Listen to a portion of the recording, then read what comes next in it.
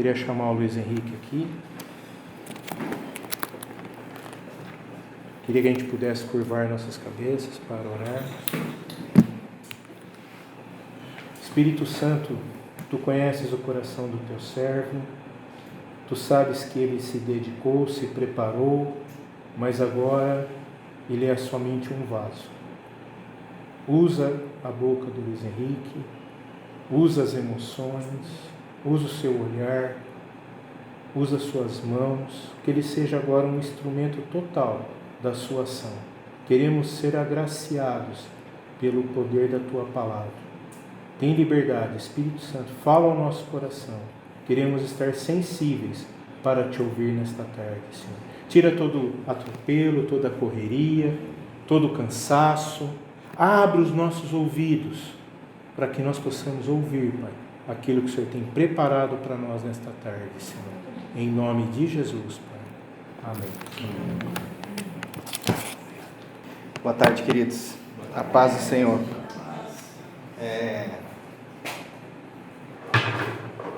O Chico, até na oração, sempre me conforta, porque ele sabe, na liderança todos sabem que quanto eu fui resistente de não falar hoje. E por 2 motivos. Eu sabia que a minha semana ia ser enlouquecida e que eu não teria o tempo que eu gosto sempre de ter adequado para meditar na palavra de Deus, porque esse momento, embora nesse mês complete 2 coisas, né? Ontem completando 42 anos de vida, e dia 28 eu completo 23 anos de caminhada com Cristo. Foi quando eu me converti em 28 de fevereiro de 1998. De vida também. De vida nova, né? Uma nova vida. 25, né? Eu falei 23? Errei de conta, né? Vou rasgar meu diploma. 25 anos na caminhada com Cristo, e isso não significa que sabemos tudo, que essa experiência de caminhada ela é suficiente para sempre ministrar aquilo que o Espírito Santo tem para usar através das nossas vidas, né? Então eu sei também da minha condição de, quando a gente fala de família, de imperfeição. Então não sou um marido perfeito, não sou um pai perfeito, pelo contrário, muitas imperfeições, mas todas elas estão colocadas diante do Senhor, procurando a cada dia essas imperfeições, elas serem moldadas e serem aperfeiçoadas através da ação do Espírito Santo. E quando o Chico mandou, eu não falei mais nada, porque e a Má que está mais perto sabe, e ontem a Laurinha falando, né? Quando alguém perguntou para ela sobre o pai dela, né? Ela falou, uma pessoa que trabalha muito, né? E eu sempre, diante do Senhor, eu falei, como eu me dedico tudo com muita intensidade às coisas, jamais eu posso furtar esse mesmo nível de dedicação àquilo que o Espírito Santo nos convoca, né? Então é baseado nisso que diante do Senhor eu não poderia estar se furtando esse momento, e é isso, aqui abrindo, sendo transparente, porque muitas vezes a gente não imagina, né, o que vocês olham aqui externamente, né, mas quem está mais perto sabe também de quem somos nós, né, mas a gente sabe, e é isso que é interessante. Não posso ajudar você com isso. A Siri não pode. A Siri não pode, mas Deus pode, né? Já passei cada vergonha com a Siri em reunião, que eu estou em reunião e a Siri fala, no meio da reunião todo mundo começa a dar risada. Mas é isso, né? A gente saber, e Paulo, eu aprendo muito com Paulo, dele saber de quem ele era. Acho que eu já falei isso umas 1000 vezes aqui. Paulo sabia do 100% miserável homem que ele era, mas também ele sabia 100% do poder que estava sobre a vida dele. Amém. E o Chico falou semana passada uma coisa muito importante, 3 certezas que o cristão deve ter. Alguém lembra? Sim. Vai, Mar. Convicção do chamado. Segunda. Certeza de que Deus nos ajuda, Ele nos suporta a todo momento. E a terceira? Amém. Certeza que logo estaremos com o Senhor. Amém. Então, quando a gente sabe disso, todas as demais coisas estão submissas à ação do Espírito Santo na nossa vida. Amém? Amém. Isso posto, eu peço a Deus que possa me usar nesta tarde gostosa que estamos aqui. Olá, Lia. Boa tarde. Seja bem-vinda. Boa tarde. Tudo bem? Fica à vontade. E como o Chico falou, nós vamos falar sobre família. É um tema que parece corriqueiro para nós, mas é um tema que no dia a dia nos proporcionam coisas maravilhosas e também coisas desafiantes e coisas duras de nós lidarmos, né? Então hoje o Chico propôs como primeiro tema o relacionamento na família. E a gente sabe que família é projeto de Deus, amém ou não? Amém. Amém. A família está sendo atacada com rigor, desmensurado, por aqueles que deviam protegê-la. Todos os que são revestidos de autoridade, em sua maioria, não têm lutado a favor da família. E muitas vezes acabam investindo suas forças contra ela. Querem desconstruí-la, querem descaracterizar sua estrutura e confundir os papéis. Querem jogá-la no meio de discussões humanistas do relativismo absoluto. E outros mais, né? Isso é só Querem zombar da honra e aplaudir o vício. É lamentável que aqueles que legislam, governam e julgam, não raro, não manifestam qualquer compromisso com os valores cristãos que guiaram e protegeram a família ao longo dos séculos. Destruir os fundamentos da família, entretanto, provoca um colapso na própria sociedade. Ela se reverte, esse ataque, e que acredito que não é novidade. Acho que sempre existiu, não é novidade. A gente como cristão, aqui é uma reflexão minha, a gente já sabia, desde quando nós conhecemos a palavra, a gente já sabia, sabe o que virá, em termos de desafios que enfrentaremos nos próximas décadas e séculos. Lutar contra a família como legítima instituição divina é conspirar e declarar uma guerra insana para a nossa própria destruição. Existe um texto do profeta Isaías que eu gostaria que a gente pudesse ler, que é Isaías 5, versículos 1 e 2. Eu já desisti das Bíblias em física por conta da minha limitação visual. Eu já não enxergo mais as letras da Bíblia física. Então, por isso que eu estou usando meu celular, tá? Aqui nós estamos falando de um cântico de Isaías, um poema. Ele diz assim: cantarei para o meu amigo o seu cântico a respeito da sua vinha. Meu amigo tinha uma vinha na encosta de uma fértil colina. Ele cavou a terra, tirou as pedras e plantou as melhores videiras. Construiu uma torre de sentinela e também fez um tanque de prensar uvas. Ele esperava que desse uvas boas, mas só deu uvas azedas.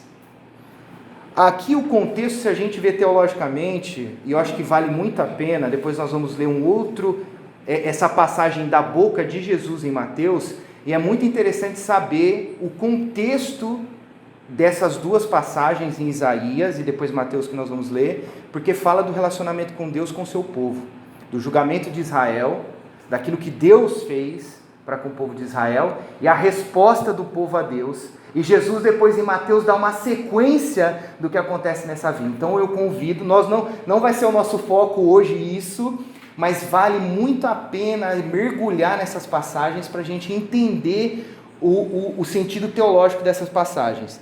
Agora hoje nós vamos focar na forma que Deus, como um pai, como edificador da família, dessa instituição, alguns princípios que ele coloca aqui através dessa passagem, ok? Nesse texto de Isaías, nós podemos ver um poema de amor que revela o prazer que Deus tem por seu povo e a forma que o Senhor escolheu para expressar este amor foi quem? A família. Ele escolheu a família para expressar o amor que ele tem. Nós temos recebido de Deus um testemunho para levarmos às nações, ser luz para as nações. Sempre termino o culto, todo mundo... Alguém já captou qual sempre a frase que eu termino o culto aqui? Ontem eu recebi um cartãozinho com um presente e falou essa frase. Alguém sabe, lembra aqui que... Não? Fala assim, ó, que sejamos sal e luz aonde nós estivermos essa semana. Essa é a base da nossa função e nossa missão, seja ao levantar e ao deitar. Ser sal e luz aonde a gente estiver. Sempre quando um texto se repete na palavra, não é proposital, não é um acaso.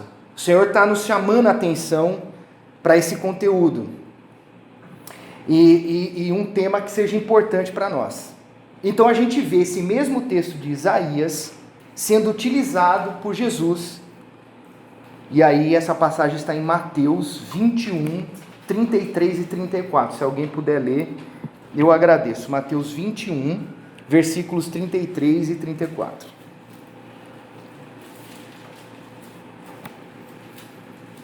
Posso ler? Por favor, Cleiton. Ouvi ainda outra parábola. Houve um homem, pai de família, que plantou uma vinha e circundou-a de um valado, e construiu nela um lagar, e edificou uma torre, e arrendou-a a uns lavradores, e ausentou-se para longe.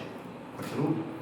Para no 34, Cleiton. E chegando o tempo dos frutos, enviou os seus servos aos lavradores para receber os seus frutos. Muito bem. Aí você vê que Jesus vai começar uma sequência depois do que acontece com a vinha, uma dinâmica que eu falo, convido, leiam, é muito interessante. Bom, essa parábola lança luz para um tema tão importante nesses dias, que é a família, né? Nesse texto vemos um bom exemplo que precisamos trazer para as nossas vidas, o de cuidarmos de nosso relacionamento familiar, como um viticultor cuida de sua vinha. Pois o bom sinal da vinha são os frutos. Eu amo, Chico sabe, eu amo o tema frutos na Bíblia. Porque o cristão, ele não vive de teoria. Ele não vive de teologia. Estamos aqui, o João, numa empreitada já para o 2º ano agora, estudando teologia. Queridos, a vida cristã é maravilhoso o conhecimento, mas ele é vão se ele não é traduzido em ações e intenções genuínas e eficazes que geram frutos bons. Precisamos aprender o que o texto nos ensina, pois trata de valores importantes na formação da família cristã. Então, aqui, o Chico tirou 3 ensinamentos importantes dessa passagem, né? Então, a primeira, o texto fala em colocar uma cerca na passagem. Isso significa um sacerdócio.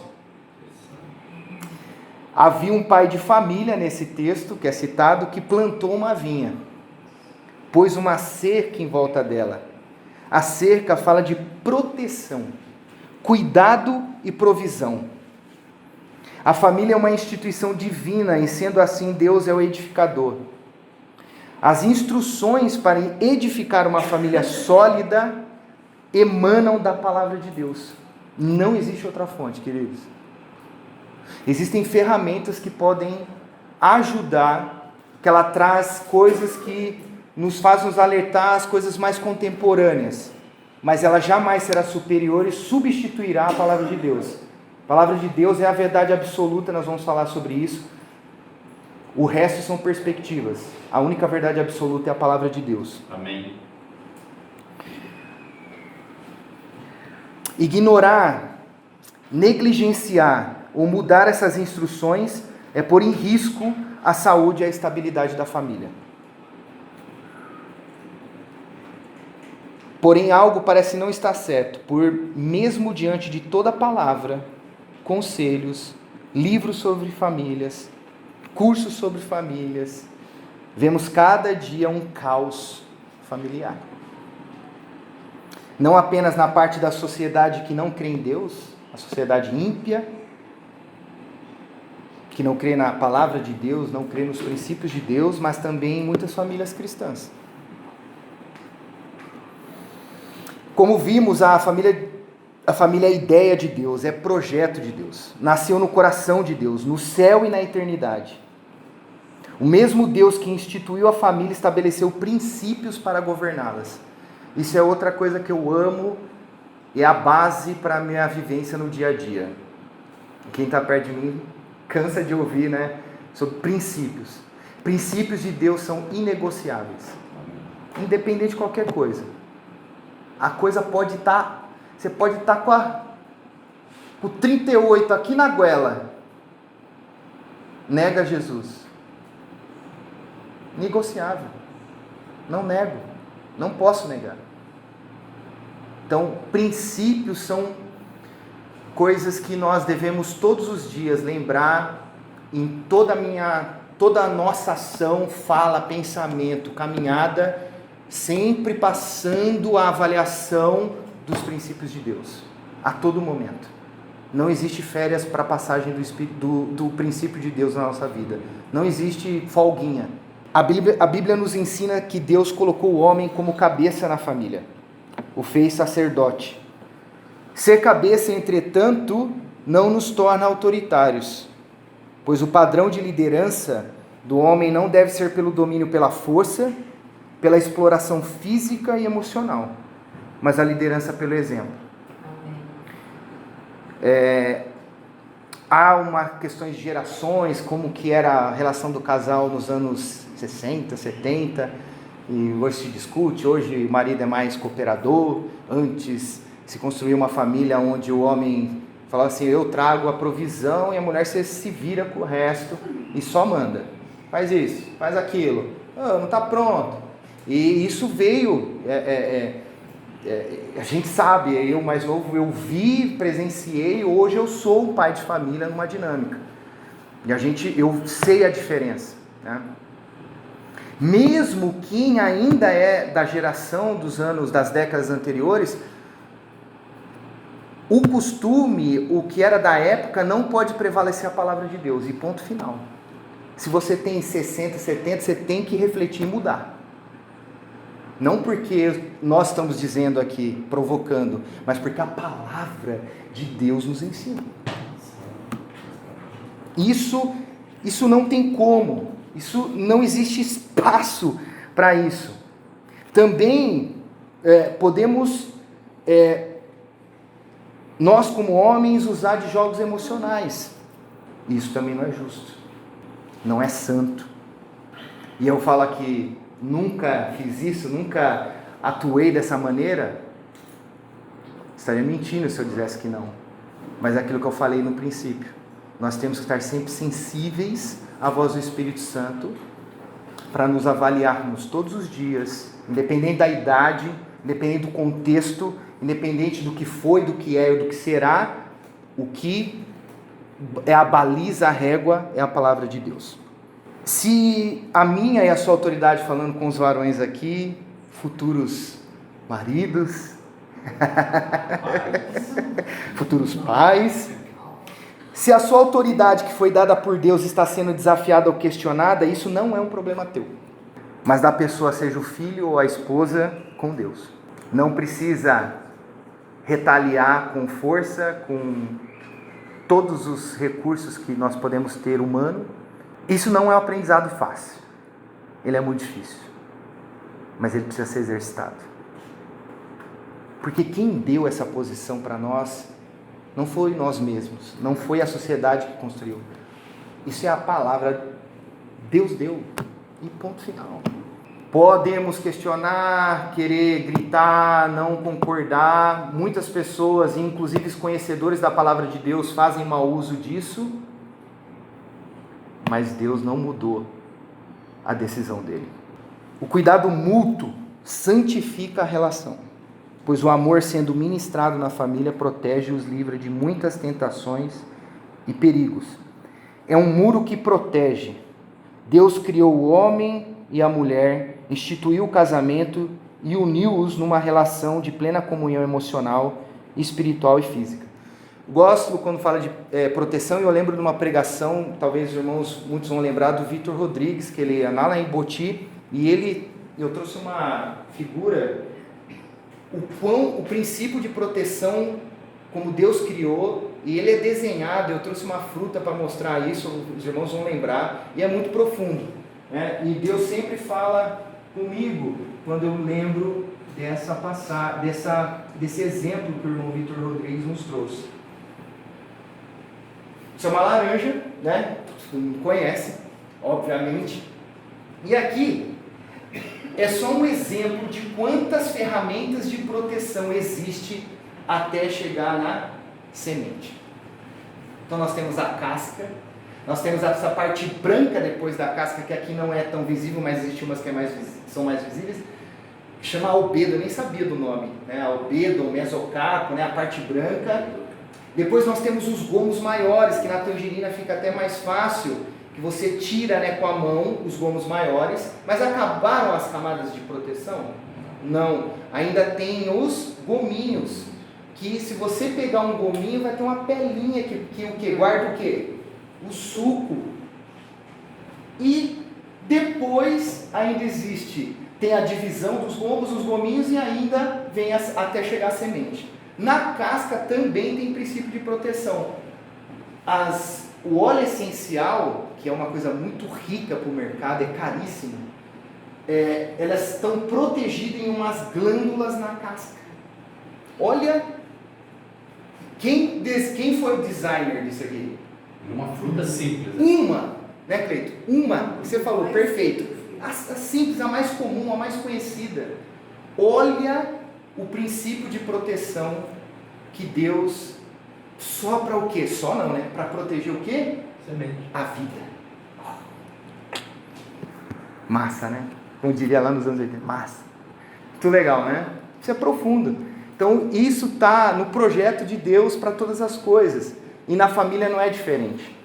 E não é fácil a gente, hoje em dia, em tudo que a gente tem para lidar, gerenciar a proteção familiar. É um desafio gigantesco. A Bíblia nos ensina com muita clareza que os ideais de Deus para o homem são bem diferentes dos ideais do mundo. Vejo ser aqui um dos maiores conflitos que enfrentamos em nossos dias, pois tentamos criar, cuidar e proteger a nossa família, ou seja, exercer o sacerdócio, nos padrões que o mundo tem determinado. Usamos cercas elétricas, buscamos nos professores a responsabilidade de educar nossos filhos, buscamos conselhos em revistas, livros de autoajuda, de como se relacionar com o filho, com as esposas, conosco mesmo. Porém, na vida do homem mundano, pode haver abundância de riquezas acompanhadas de muitos conflitos e angústias, e tem muito pouco tempo para cuidar e velar de sua família. E esse é um grande desafio, me coloco nisso. O mundo hoje, a gente às vezes não tem muita escapatória, né? Ainda mais quando a gente se depara de decisões que fez no passado, e aquilo que a gente tem que colocar energia, tempo e disposição nos desafia muito, muito em nossas vidas, e nos tira tempo e o foco daquilo que é o mais importante, que é a nossa família. E esse é um grande desafio, né? Me coloco aqui, e tem vezes que eu falo com a Má que chega em certos momentos a gente só tem que confiar em Deus. A gente passou nossas férias dedicando um tempo muito importante em lidar com o tempo escolar dos nossos filhos, o local, a dinâmica, a instituição. E é um tema que falamos com conhecedores da educação, E às vezes a gente tem esperança, aí a pessoa na nossa mesa falou assim, ele baixou a cabeça e falou assim, ó, dizendo assim, tá perdido, humanamente falando, né? Então, o que nos cabe sempre aí a esperança não está nas instituições humanas, a nossa esperança está na palavra de Deus. Amém. A nossa confiança está na palavra e na verdade absoluta que é o Senhor.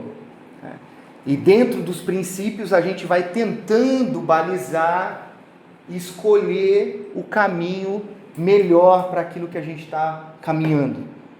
Mas não é uma tarefa fácil. Ela é desafiadora, constante todos os dias. Na vida do servo de Deus, nós temos que observar o amor, a liderança, a compreensão e a segurança. Pois uma casa é construída com cimentos e tijolos, porém o lar é uma construção de valores e princípios. Como segundo ponto, e esse é um tema extenso demais, tanto é que o Cleito vai destrinchar no tópico 2, mas ele é muito relevante para os nossos dias, né? Muito relevante, muito. O texto mostra que foi, então, como ponto 2, que foi construído um lagar. E aqui a gente vai destacar, usando a metáfora do lagar, a comunicação na família. Havia um pai de família que plantou uma vinha, pôs cerca em volta dela, que a gente acabou de ver, do sacerdócio, e construiu nela um lagar. É necessário haver uma consciência da necessidade de uma comunicação sadia para ter um relacionamento de comunhão, respeito e amor na família. Quem ama, declara que ama. Quem ama tem tempo para ouvir a pessoa amada. A comunicação é o oxigênio que possibilita a família respirar. Quando a família não anda no conselho do Senhor, surgem muitos conflitos e problemas dolorosos, pois o diabo semeia a discórdia. Aí o marido se sente ameaçado e manipulado em suas decisões e tarefas, a esposa se sente incompreendida e maltratada, os filhos se sentem desprezados e esquecidos. Aí o que vemos é o caos na família, onde falta a comunicação adequada. O texto mostra que o lagar é o local onde se tira o melhor da uva, é onde se pisa, aquele buraco onde você joga a uva e pisa lá. Tem filme que mostra, né? Eu falo, meu Deus do céu, depois eu vou tomar isso, né? Chulé, é fungo, né? Mas depois sai uma coisa maravilhosa lá, né? Embora a maioria hoje não utilizam esses processos, né? Glória a Deus. Brincadeira. Ainda vinhos, eu acredito, quem conhece mais ainda, eu acho que ainda tem esse processo artesanal e que o preço é elevadíssimo. O texto mostra que o lagar é o local onde se tira o melhor da uva, é o local onde a uva é pisoteada, espremida e revela o seu melhor. Luiz Henrique, lembrando, né, que as bactérias do pé fazem todo o efeito, o processo é tão perfeito nos detalhes que exatamente. Correto, exatamente. É um processo bioquímico onde as bactérias ali vão justamente fazer a reação, né, do açúcar transformando em álcool, né? Então Deus é perfeito. Não há família sem tensões e conflitos. Se alguém tiver falar aí que tem uma família que é perfeita e não tem nada disso, eu quero sentar com você e falar umas 10 horas, dias que eu quero aprender com você. Mas a gente sabe que não existe isso, né? Por isso é necessário haver investimento, renúncia, pois não há ambiente melhor para exercitarmos o perdão. O perdão é a cura das memórias amargas, é a faxina da mente, a limpeza da alma. Perdoar é lembrar sem sentir dor. Quando eu fui ensinado na escola bíblica dominical sobre perdão, eu não esqueço até hoje meu professor dizendo, olha, perdão é assim, você tem uma cicatriz, é que eu não quero mostrar minha cicatriz aqui, porque ela é grande e é uma posição meio... Alguém tem uma cicatriz de zica? Eu tenho. Você tem... Ó, bem grande. Eu não sei, aqui não é visível, né? Eu tenho essa cicatriz, toda vez que eu vou pro banheiro, quem tiver aí tem as suas. Toda vez que eu Cada vou um pro tem a banheiro, sua, né, Luiz? Exato. Aqui eu fiz uma cirurgia na coluna, eu lembro. Dele é grande. Agora aparece, né? E o perdão é assim, olha, eu lembro do corte, da dor, da ferida que causou essa ação aqui, mas eu olho, mas eu não sinto mais nada. Não dói mais. Eu não sinto mais as emoções, aquilo que foi lá em 2010, quando eu fiz isso. Então o perdão é isso. Não é que você esquece do que aconteceu. Você pode até lembrar, mas aquilo não te impacta mais emocionalmente. Você não sente mais nada em relação àquilo. Você tem uma paz sobre aquilo que o pecado, aquele conflito, aquela briga que aconteceu, falando mais especificamente de uma ação dentro da nossa casa, do nosso lar. E eu queria fazer um destaque só sobre a comunicação, porque o Cleito ele vai discorrer isso, eu sei, mas eu queria trazer um tópico que é muito importante. Eu já conversei com alguns dos irmãos aqui sobre isso, eles sabem que eu, inclusive, sou muito disciplinado em exercitar isso. É um tópico de comunicação que se chama conversas difíceis. Em inglês, a gente fala muito hard talks, então isso em empresa é muito falado. Onde tem pessoa, é um assunto que é muito conversado, porque ele é fundamental. E hoje eu trouxe só um pouquinho daquilo que é importante desse tema, e principalmente dentro do nosso lar, fundamental, seja na igreja, seja no trabalho, são coisas que nós aprendemos que são importantes nós botarmos em práticas. Bom, quem nunca chegou em casa, seja homem ou mulher ou filho, chegou e ouviu assim: precisamos conversar. Esse sentimento, bate aí, começa a bater um sentimento, né? Precisamos conversar, já fala assim, né? Que já é mais... O que aconteceu? Quem foi? Fala logo, né?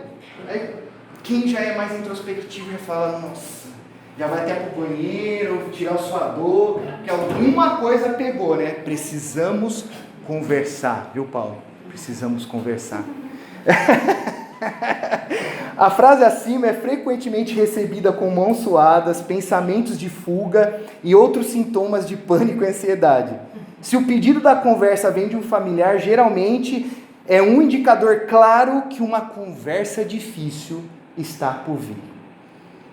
Não necessariamente obrigatório, mas nós estamos falando de conversas difíceis, muito provável que isso pode acontecer.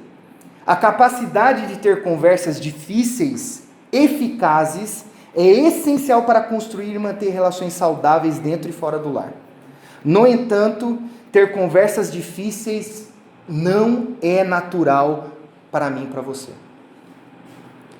Uma pesquisa da Vital Smarts constatou que mais de 80% de funcionários estão escondendo-se de uma conversa difícil no trabalho, que eles sabem que precisam ter, mas estão temendo essa conversa.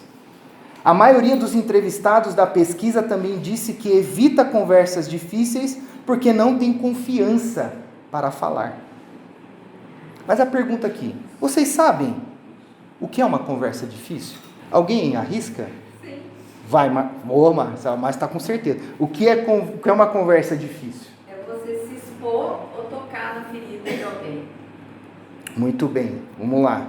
A Márcia falou que existe então uma exposição na conversa difícil, e trazer a ferida, né, metaforicamente falando, é um tema.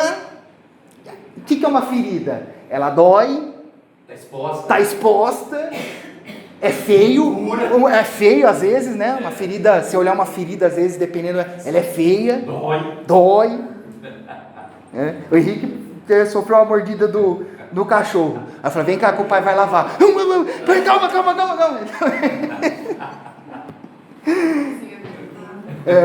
A mãozinha delicada, né? Bom, alguns especialistas definiram conversa difícil como, quem quiser anotar, como uma discussão entre duas ou mais pessoas com opiniões opostas sobre uma questão de alto risco, em que as emoções são fortes.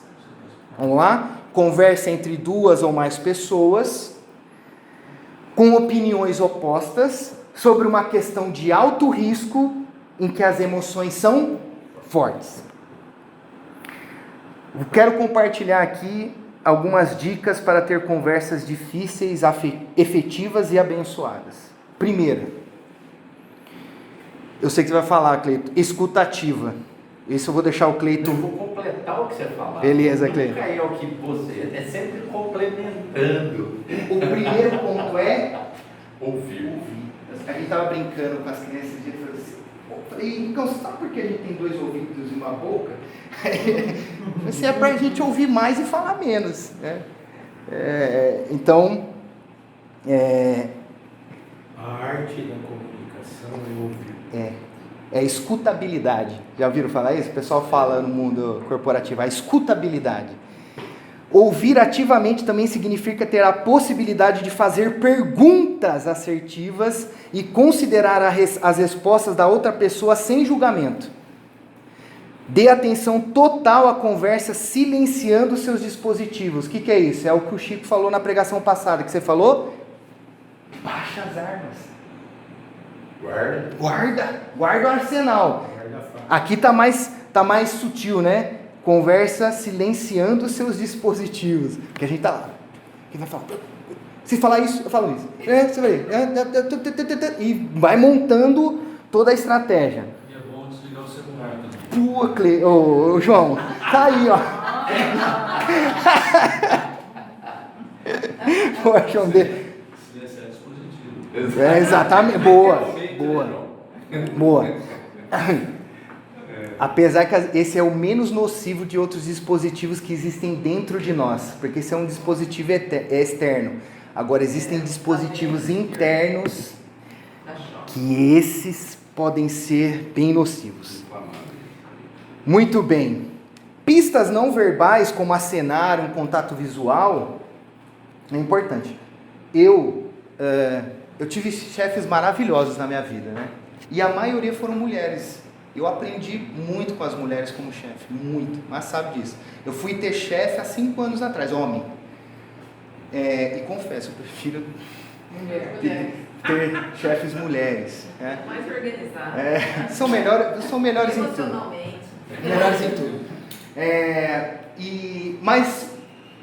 Mas isso é brincadeira, né? Eu tive chefe, eu falo, eu fui privilegiado. Eu só tive superiores maravilhosos. Glória a Aprendi Deus. muito com eles. E teve um que falava assim, Luiz, cara, você tem que aprender uma coisa, cara. Você vamos dizer assim, é muito fácil de te pegar. Eu falei, por quê?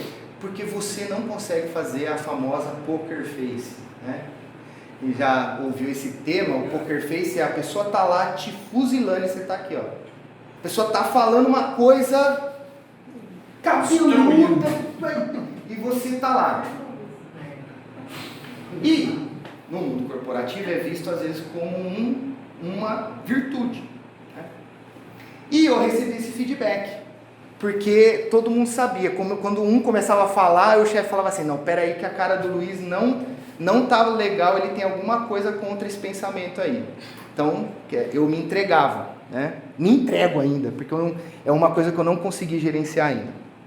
Então, nós nos comunicamos não somente com as palavras, mas nós nos comunicamos com a nossa presença. O corpo fala, né?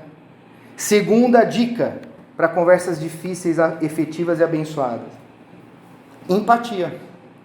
A empatia é inegociável, especialmente quando se trata de ter conversas difíceis.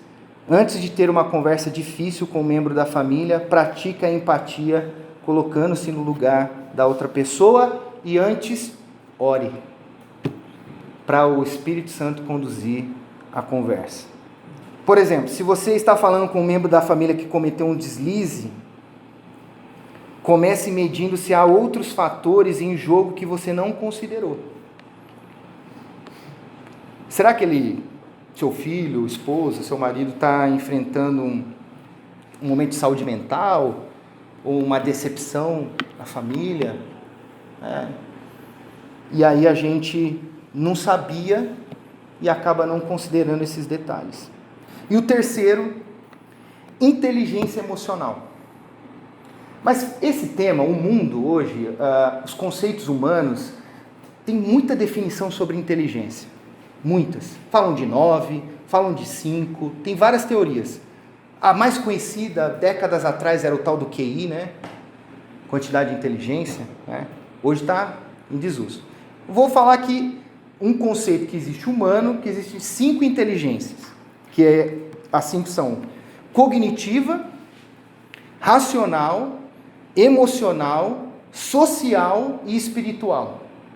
Entretanto, eu gostaria de destacar aqui, porque eu não estou aqui querendo falar de conceitos humanos, eu estou querendo falar aqui da palavra de Deus. Entretanto, essas inteligências elas estão submissas à sabedoria dos altos céus, que a gente aprende em Provérbios e muitas outras passagens da Bíblia. Essa sim que é o balizador e o direcionador, porque é ela que vai suprir todas essas inteligências no nosso dia a dia. E às vezes os especialistas dividem porque assim, tenho certeza que vocês conhecem pessoas com uma cognição fora do comum. Você fala, cara, essa pessoa é extremamente inteligente, ela é rápida no raciocínio, ela tem uma quantidade de informação inacreditável, mas não aguenta uma porrada. Não aguenta uma conversa difícil. Então, por isso que às vezes os especialistas dividem essas inteligências para justamente dizer assim, olha, uma inteligência não se trata só de acúmulo de informação, ela é um conjunto, porque o ser humano, ele é complexo, existem muitas características que envolvem a vida do ser humano, né? Mas, nós vamos falar de inteligência emocional, porque a gente falou que conversa difícil envolve emoção, então nós vamos dar um zoom aqui, mas eu quero destacar que a importância, o fundamental não é saber se preocupar se eu tenho as 5 inteligências que algum homem definiu, o mais importante é saber se eu estou conectado com Deus, se a sabedoria que vem de Deus está presente na minha e na sua vida. Amém.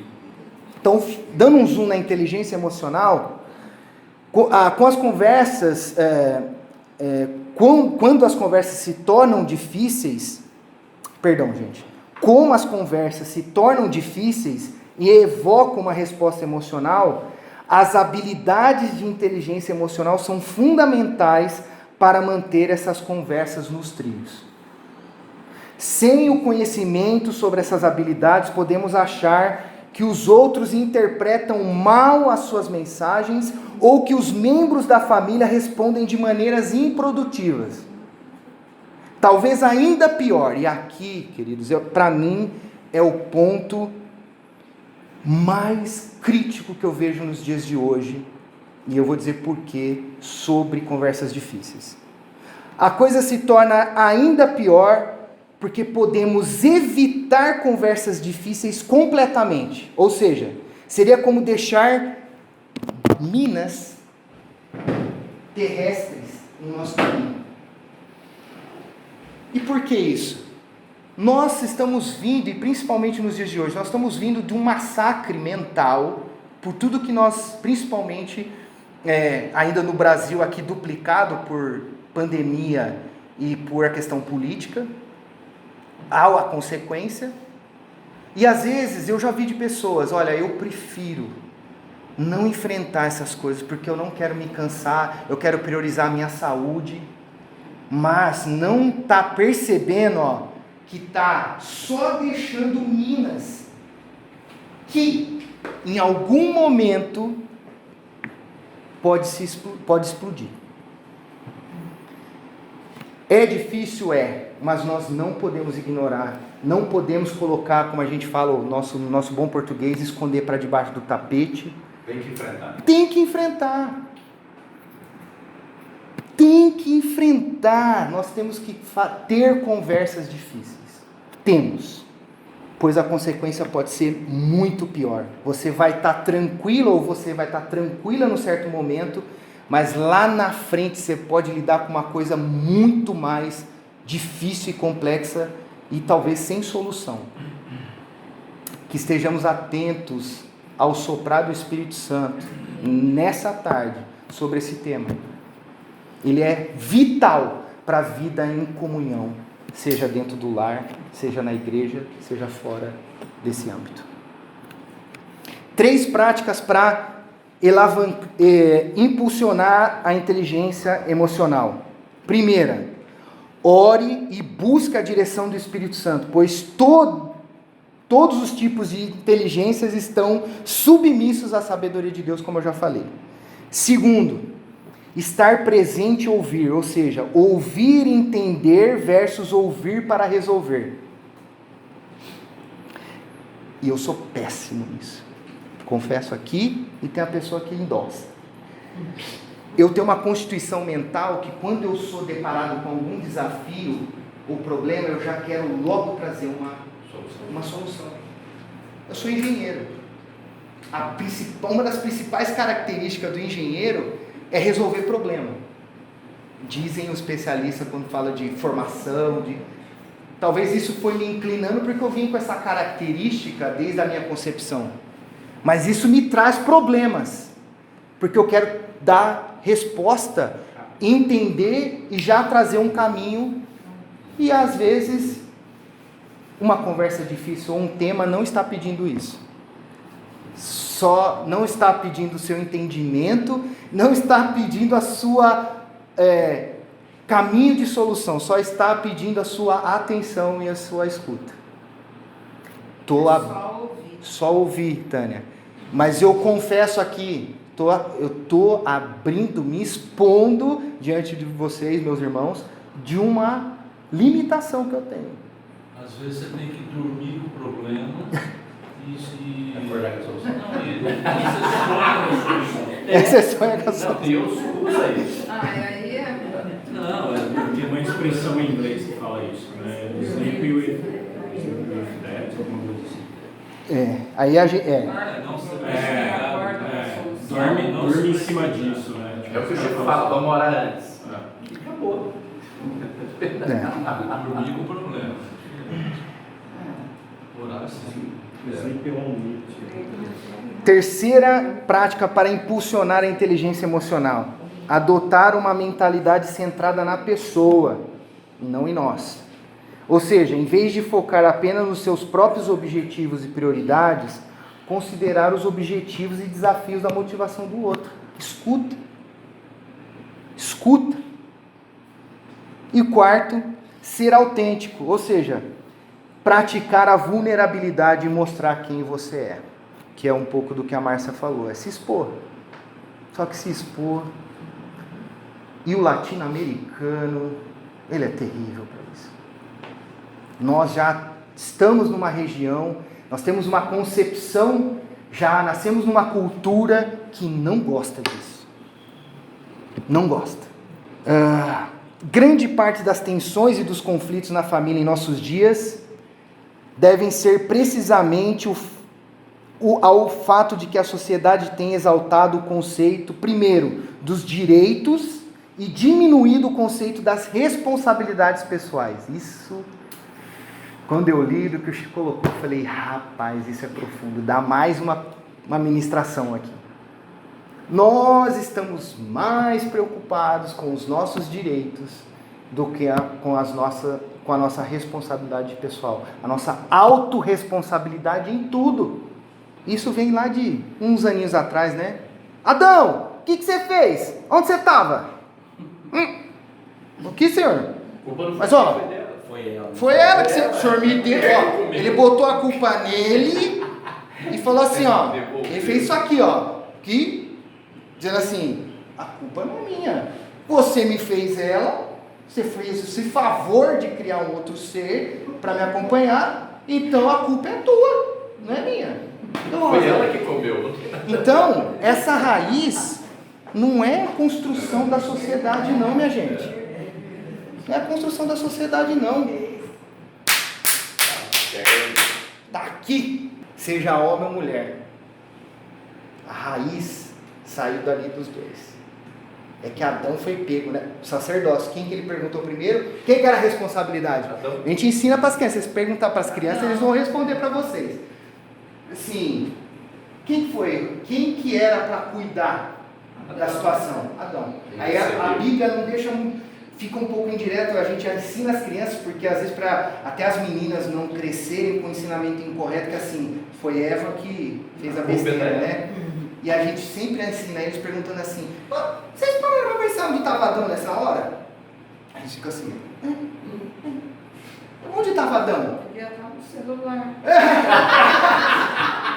Aí ele pega a passagem e fala assim, que Eva comeu e fez o quê? Ele estava no Apple dele. E deu o quê? Literalmente. E deu pra... Aonde ele estava?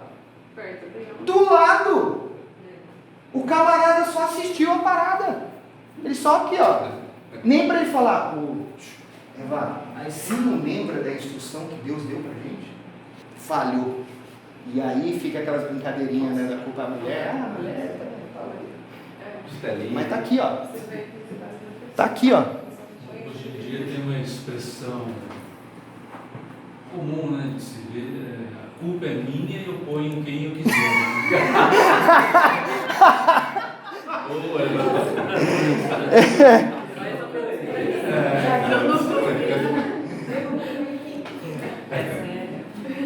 Já é perfeito, já. Bom, quando esses dois conceitos são invertidos do direito e da responsabilidade pessoal, podemos ver invertido para o sentido correto, ou seja, a responsabilidade pessoal. Podemos ver cada um na família se concentrando em suas responsabilidades pessoais, em suas funções, e aí veremos menos conflitos e mais liberdade em servir. Em vez de cada um buscar seus direitos, estão mais preocupados em buscar satisfazer a necessidade do outro. Melhor é dar do que receber. Princípio da onde? É do carnal? De quem que é o princípio? Melhor é dar do que receber? A palavra de Deus, né? Vemos assim os papéis corretos na família, pois mesmo vivendo numa sociedade decadente, a família deve ser governada pela santidade. Mesmo vivendo numa cultura de relativismo, a família precisa viver dentro das balizas da verdade absoluta que é Deus. Então sempre a gente fala, existem 3 verdades, a minha, a tua e a de Deus. A dele prevalece. Aí que tá, Cleito. Não existe a nossa e a do outro. É uma perspectiva, porque verdade é uma só, é só a palavra de Deus. Então eu tenho a minha perspectiva, a da Mar, a do Cleito, mas a verdade clara e absoluta é dele. Amém. Amém? Passando, né? O texto fala de construir como terceiro ponto uma torre.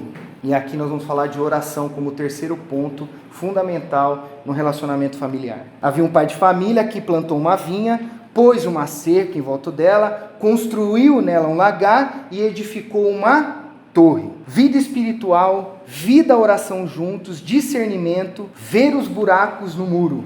A vida de oração do casal os protege de muitas armadilhas, pois cria um ambiente onde ambos se abençoam espiritualmente.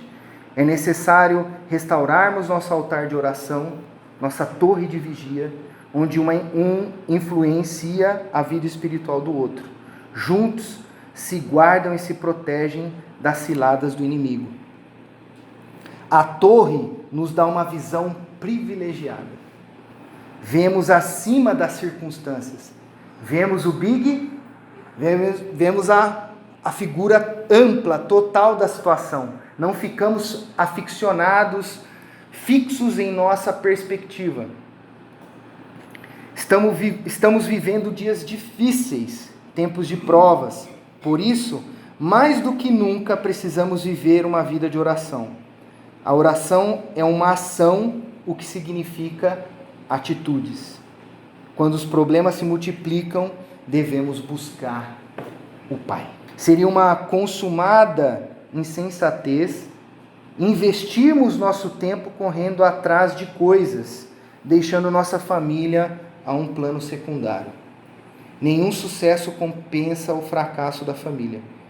Construir o sucesso pessoal sobre os escombros da família é loucura. A vitória sem valorização da família tem sabor amargo. Devemos dedicar o melhor do nosso tempo e o melhor dos nossos recursos na formação espiritual, moral e intelectual da família. Investir na família é investir em nós mesmos. Semear nesse canteiro fértil é a garantia de uma abundante colheita. Quando as famílias vão bem, a igreja é edificada. Quando as famílias vão bem, a pátria é bem-aventurada. Quando as famílias vão bem, os céus se alegram com a terra. Quando as famílias vão bem, todos caminhamos rumo à bem-aventurança. Uma vida de oração cria laços de amor, onde encontramos lealdade, fidelidade e perdão constantes. Pedro, falando sobre isso, em 1 Pedro 3,7, nos diz: maridos, vós igualmente vivei a vida comum do lar com discernimento, que significa viver juntos a sabedoria de Deus, e tendo consideração para com a vossa mulher como parte mais frágil, tratai-a com dignidade, porque sois juntamente herdeiros da mesma graça de vida, para que não se interrompa as vossas orações. Isso não significa, quando a palavra fala de mais frágil, é no sentido, fui estudar em vários comentários bíblicos, é a questão física, né? Isso aqui é especificamente, conversando com os médicos, bom, hoje temos uma médica aqui, né? Tem como discutir a questão concepção fisiológica e biológica da mulher sobre a estrutura física, que ela é mais frágil, não estou falando da questão emocional, mas física, mais frágil do que o homem. Todos nós somos, porque os dois são vasos na mão do oleiro. Todos somos frágeis. Mas aqui Pedro fala nesse sentido. Então não quer dizer que está falando de outros âmbitos da construção e da concepção entre homem e mulher. Da fragilidade está nos dois, porque se atente ao versículo. A vossa mulher como parte mais frágil, ou seja, ele não anula o coração que continuamente traz suas ansiedades ao trono da graça, não será vencido por elas. Olha, o coração que continuamente traz suas ansiedades ao trono da graça não será vencido por elas.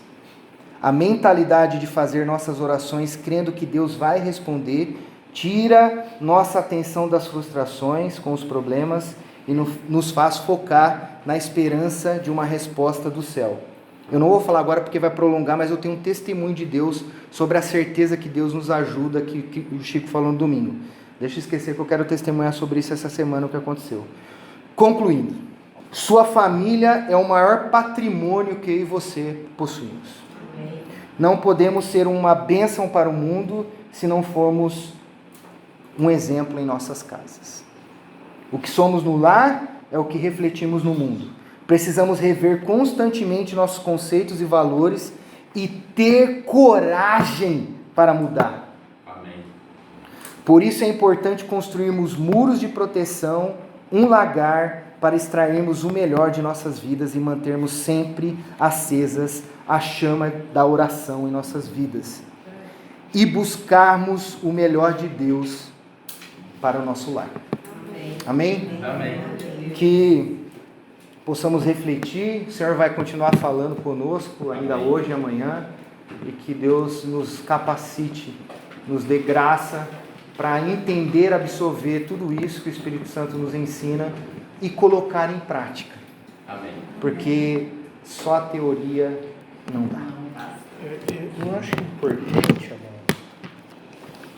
Sim, ninguém está com pressa aqui, né? Eu estou assim, impactado, porque o Luiz Henrique citou na questão da comunicação no lar, que não se esqueçam, nós estamos falando de família. Ele citou empatia. Essa palavra empatia, hoje, ela está sendo muito usada, mas num contexto, e ele até citou muito bem isso, num contexto profissional. Só que essa palavra, ela está ligada a outras patias. Quem se lembra de outra patia? Tem uma bem bacana. Simpático. Simpatia. Mas também não podemos esquecer que tem a antipatia. E a apatia. Apatia. Obrigado. Mas o que quer dizer a palavra patia? A palavra empatia, ela é uma palavra grega. E a raiz morfológica dela não vem da filosofia, vem da Bíblia. Empatia, ela é com patos. O que é patos? Patos é sentimento. Ter empatia é estar com sentimento. Então é a capacidade, que nem agora ele citou Pedro, a comunicação. Mas antes Pedro fala uma coisa muito interessante. Para o homem viver Em Não, antes a coisa comum do lar. Oh meu Deus, peraí. Vida comum do lar com discernimento. A vida comum do lar com Com discernimento. empatia. Por quê? A gente tem que ter a capacidade de entender e compartilhar o sentimento do outro. Como o João Alfredo bem lembrou aqui, nós também somos frágeis. E a mulher mais frágil, os nossos filhos mais frágeis ainda. Então presta atenção num detalhe, vamos voltar aqui no texto central. O homem construiu a vinha, ele cercou, fez o lagar, construiu a torre, mas ele depois cometeu um erro fatal. Qual foi o erro fatal? Ele arrendou. E quantos de nós hoje estamos arrendando a nossa família? Deixa o Espírito Santo falar, amados. Porque nós precisamos entender que a empatia, a simpatia, precisa estar constantemente presente no relacionamento familiar. Chico, só vamos mudar. Arrendou para delegou, né? Porque Sim. hoje as famílias estão delegando, Sim. né? A criação dos filhos, o ensinamento, a educação, a formação, né? Esse é o... E se vocês prestarem atenção, quando chegou o momento de pegar os frutos, ele primeiro mandou os seus servos. Os homens maus fizeram o quê? Mataram. Aí ele mandou o filho, falou, vamos respeitar meu filho. Falou, se matar o filho a gente vai ter parte da herança. Então eu penso assim, nós não podemos estar distantes do que a palavra está nos abençoando essa tarde. Porque a palavra, eu falei empatia, mas a palavra simpatia, ela tem um sentido de estar com o mesmo sentimento. Só que ela não é assim, a gente sentir a dor, mas a gente participar da dor. Porque às vezes a dor que a pessoa está sofrendo, a gente não vai conseguir. Por exemplo, ele citou aqui, o Henrique foi mordido. É dela, né? A dor é dele, mas nós podemos nos compadecer e fazer de tudo. Às vezes, lavar vai doer nele, mas é preciso que se a gente chega com uma mordida no pronto-socorro, os caras vêm com aqueles... Esfrega, que dói mais ainda, mas precisa tirar toda a impureza. Então, eu vejo assim, a simpatia, ela é completamente diferente da apatia, porque a palavra apatia, o a no grego, ele é não. Não tenho apatia. E a palavra apatia na Bíblia é mais tremenda, que às vezes eu fico brincando com eles estão estudando, né? Ele falou que está estudando. O problema hoje das pessoas é que elas tentam trabalhar a teodiceia. Só que nós precisamos mais de tudo ter a teopatos diceia. Porque se a gente não tiver o sentimento, a paixão pela situação, a gente vai ser só juiz. E o Senhor não nos chamou para sermos juízes. O Senhor nos chamou para sermos cooperadores da obra. Ter paixão pelas almas. Em relação à empatia também, eu acho assim, importante a gente facilitar a vida do outro dentro de casa. Com certeza. Né? Porque assim, por exemplo, né, você vou usar o seu exemplo. O Henrique falou, a Laura falou que você trabalha muito. Então assim, tipo, chegou em casa, o que eu posso fazer para ele se sentir um pouquinho melhor? Né? É uma maneira da gente demonstrar o amor também. E sabe o que ela vê hoje? Porque hoje eu estou praticamente 90% eu estou trabalhando em casa. Então ela vê, ela olha, ela vê fazendo. Porque quando a gente está fora, ele às vezes não tem a dimensão, né? Saiu e voltou. Mas ela vê a minha dinâmica, reunião. E o papai, vem cá, vamos lá. Vai fazer um lanchinho, faz um lanchinho, já corro, já volto para a reunião. Então assim, foi muito interessante ouvir isso, assim. E saber também que o outro também está cansado, o outro também teve um monte de demandas, só que assim, eu acho que é uma demonstração, né? A gente está falando de amor, né? De expressão de amor, né? Então é facilitar a vida do outro também. Sabe o que Saber eu... facilitar. Sim.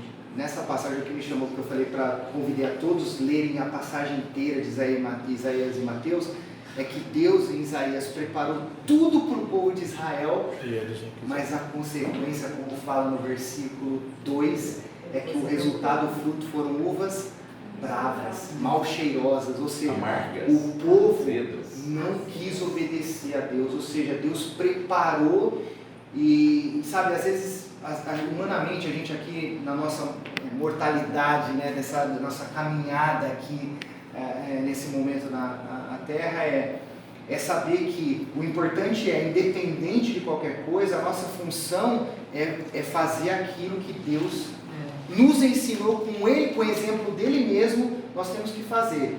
As consequências, se vai dar ou não vai dar, nós não temos controle de todas as coisas. Então Deus também trabalhou no meu coração nesse sentido, como pai, para descansar o coração assim, faz aquilo que eu te ensinei para fazer.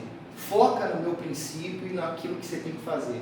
As circunstâncias eu vou cuidar, mas saiba que as circunstâncias você não tem controle de todas as coisas, né? Porque são outras vidas, são outras pessoas envolvidas.